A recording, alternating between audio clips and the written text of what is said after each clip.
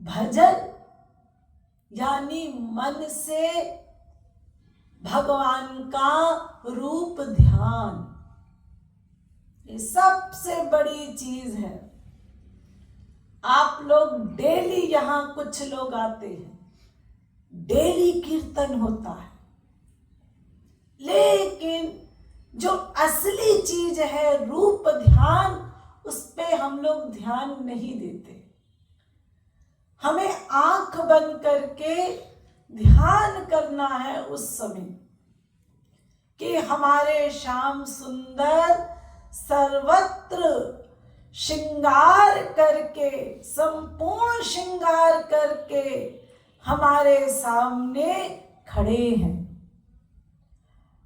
पहला रूप ध्यान करना है, श्याम सुंदर श्रृंगार करके हमारे सामने खड़े हैं और मुस्कुरा रहे हैं, हमको देख रहे हैं।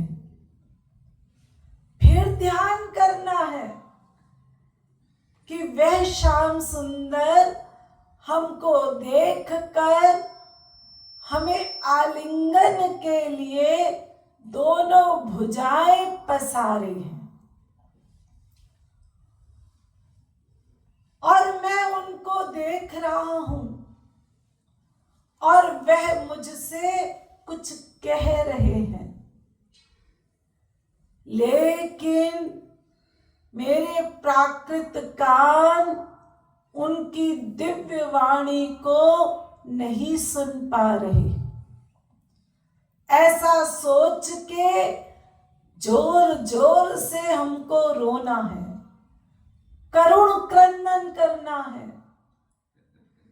तत्पश्चात हमारा करुण क्रंदन सुन के हमारे गुरु दौड़े चले आए। वह कह रहे हैं कि तू सदा मुझको अपने साथ क्यों नहीं मानता? मैं सदा सर्वत्र सर्वव्यापक हूं, तू ये विश्वास क्यों नहीं कर रहा?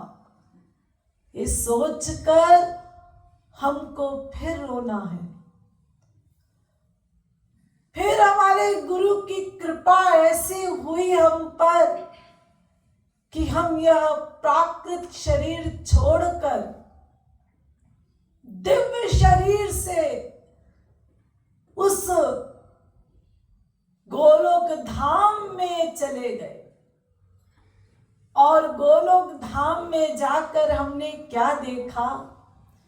सर्वत्र ही श्री कृष्ण है, जड़ भी श्री कृष्ण है, चेतन भी श्री कृष्ण है, चारों तरफ श्री कृष्ण है। और उस श्री कृष्ण के वृंदावन धाम में, दिव्य वृंदावन धाम में समस्त उनके परिकर विचरण कर रहे हैं। जब मैं उन परिकरों के बीच में पहुंची तो कुछ सखा, कुछ सखियों ने मुझे देखा। तत्पश्चात एक सखी ने मुझे पकड़ा और अपनी मंडली में सम्मिलित कर लिया। मैं उन सखियों के बीच में खड़े होकर कुछ बोल नहीं पा रही और भाव विभोर होकर मैं नाच रही हूं, गा रही हूं और रो रो के राधा कृष्ण के दर्शन कर रही हूं। तत्पश्चात आंख खुली।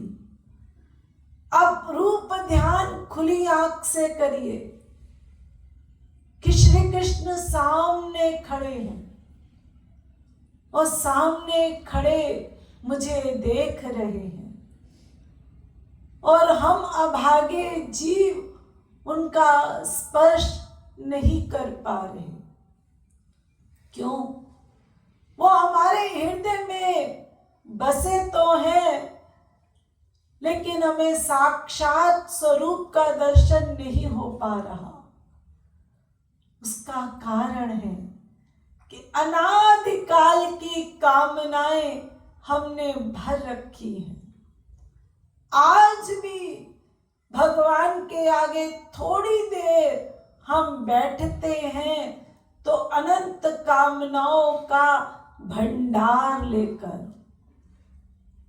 इसलिए इस कामनाओं का त्याग करना होगा और रो रो कर श्री कृष्ण से इन कामनाओं को छोड़ने की विनती करनी होगी और उनसे प्रेम मांगना होगा। यही हरि गुरु के आगे रो रो कर ऐसा कभी मिलन का, कभी वियोग का रूप ध्यान करते हुए आंसू बहाने होंगे, क्योंकि बिना आंसू के ये गंदा मन शुद्ध नहीं होगा। और जब तक ये मन शुद्ध नहीं होगा तब तक अनादिकाल तक हमको 84 लाख योनियां भोगनी पड़ेंगी। और जितना मन आपका शुद्ध हो जाएगा, अगले जन्म फिर आपको भगवान और गुरु की कृपा से मानव देह मिलेगा और उसके आगे की क्लास में आपको रखा जाएगा। विश्वास कीजिए, शरीर की सब चीजें यहीं छूट जाएंगी। ये शरीर जड़ है और इस शरीर जड़ के सभी पदार्थ, सगे संबंधी सब जड़ हैं। इनमें से कोई हमारे साथ नहीं जाएगा, अकेले जाना होगा, अकेले। ये धन संपत्ति, स्त्री, पुत्र, पति, ये सब यहीं छूट जाएंगे। अकेले जाना होगा। क्या जाएगा?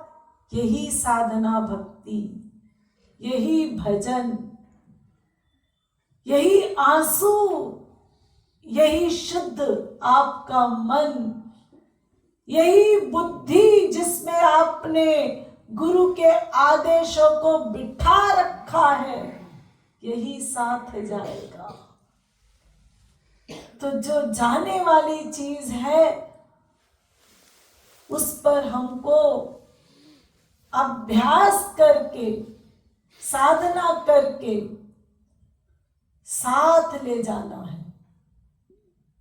चाहे आप शास्त्र वेदों की बात अभी मान ले, चाहे और 4-5 साल बाद संसार की ठोकर खा के माने, और चाहे इस शरीर को छोड़ दे, फिर दूसरा शरीर ग्रहण करे, फिर कोई महापुरुष मिलेगा, फिर ज्ञान कराएगा, फिर माने। चाहे और 10 जन्म, 50 जन्म, 100 जन्म संसार में भटकते हुए किसी जन्म में आपको महापुरुष मिले तब माने, मानना पड़ेगा। इसके बिना काम नहीं बनेगा। तो भजन कैसा हो? रूप ध्यान युक्त हो और उसमें आंसू हो और प्रभु को पुकारने के लिए करुण क्रंदन हो, वही असली भजन है। और तो सब ठीक है, नथिंग से समथिंग अच्छा है। संसार की गंदी गंदी बातें सोच रहे हैं, कर रहे हैं, उससे तो अच्छा है कि राधे राधे जप रहे हैं, ठीक है, लेकिन इससे लक्ष्य की प्राप्ति नहीं होगी। हमको दोष मत दीजिएगा कि हम इतने साल आपके पास आए, रोज कीर्तन में आए, लेकिन देवी जी मन का हाल तो बहुत खराब है। ये मन का हाल हम सबने खराब कर रखा है। हमारा काम तो केवल ज्ञान देना है, अगर आप हमारी बात मान लेंगे तो आपको लाभ मिल जाएगा, नहीं मानेंगे तो जब मानेंगे तब लाभ मिलेगा। तो ऐसे भजन करना होगा जैसा हमारा गुरुदेव ने बताया है। आंसू बहाना होगा, हरि गुरु का ध्यान करना होगा, तब अनर्थ निवृत्ति होगी। अनर्थ निवृत्ति अर्थात अनादिकाल के जो पाप हैं, बहुत संचित पाप है, प्रारब्ध जन्य पाप है और पुरुषार्थ जन्म भी हमने पाप कर रखे हैं, सभी पापों की निवृत्ति हो जाएगी, तब हमको लक्ष्य की प्राप्ति होगी। तो वास्तविक महापुरुष का, गुरु का यही अर्थ है कि वह जीवों को प्रेम दान करता है और तत्व ज्ञान कराता है। तो ऐसे वास्तविक महापुरुष हमारे जगत गुरु श्री कृपालु जी महाराज के बताए हुए मार्ग पर हम सबको चलना है। ऐसे वास्तविक महापुरुष जगत गुरुतम श्री कृपालु जी महाराज